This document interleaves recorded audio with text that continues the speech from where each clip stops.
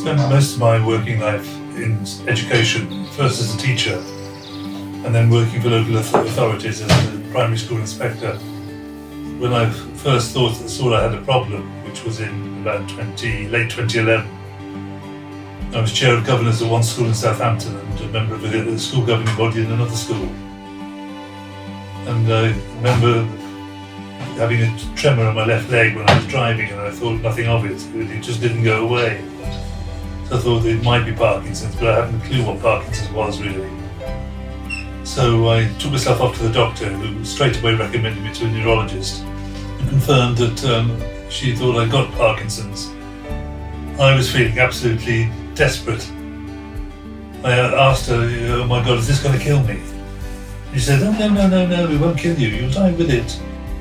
The main struggles were with the tremor, with the feeling that what's ahead? What's life going to be like? And the consultant mentioned conductive education, which I'd heard of decades ago in relation to children. Came to the Rainbow Centre and had the initial diagnosis. The conductor that did the initial examination, with the most thorough examination I've had by anybody, talking neurologist and Parkinson's nurse as well, and was highlighting key targets that meant something to me, and also I was seeing them being picked up on in the sessions, and it's turned out to be one of the best decisions I've ever made, to be quite honest.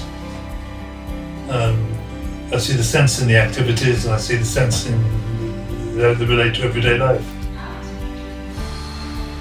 Lift arms and breathe. In. Give them a good stretch. Hands on stomach, say hold. Bring your elbows forward. Keep leaning forward. Right down. I'm conscious that they're using the targets that they identified at the initial meeting and also at the review session at the end of each year. And they're making me, particularly with me, it's making sure that I use both sides of my body. It's making sure my posture isn't stooped. It's making sure that I'm moving without looking exactly where I'm moving. It's making sure that my balance is right.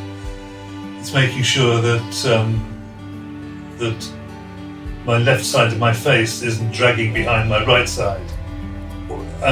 And I'm putting these into action outside, and I can hear the conductor's voice in my head all the time when I'm walking. Swing that arm, get that backswing right. If you get the backswing right, it'll take care of the forward swing. And I really found it difficult when I started, actually swinging the left hand with the right leg, because all that had gone, and I've had to relearn it. Now it's much more natural than I thought it ever would be again. 1, 2, 1, 2, 1, 2, 1, 2. When I'm opening the curtains every morning, the voice comes, use both hands, so I use both hands together rather than just one. And it's just after little things like that, sort of incremental improvements. I mean, the impact has been physical, certainly, but it's also been emotional and attitudinal. The social time at the end of each session is so important, and it's so cleverly done because it doesn't look like a formal part of the session, but it's down to the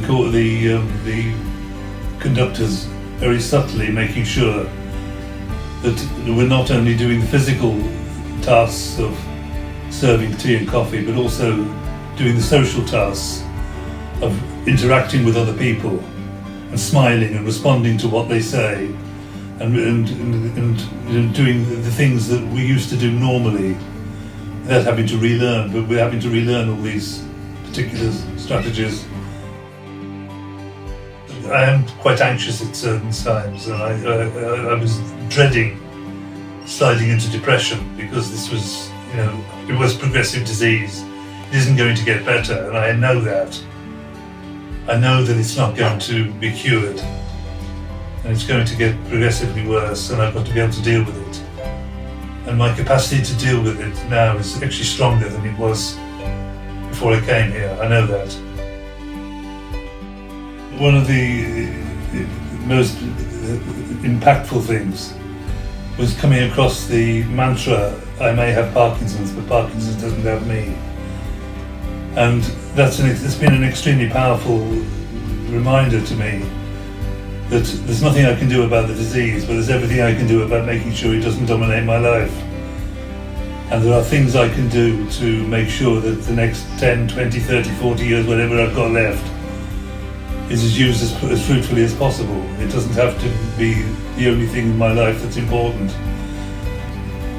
I can honestly say that if I could have my time again, I wouldn't want Parkinson's, but having got it and knowing I've got it and knowing I can't do anything about it, finding conductive education was one of the best things I ever did.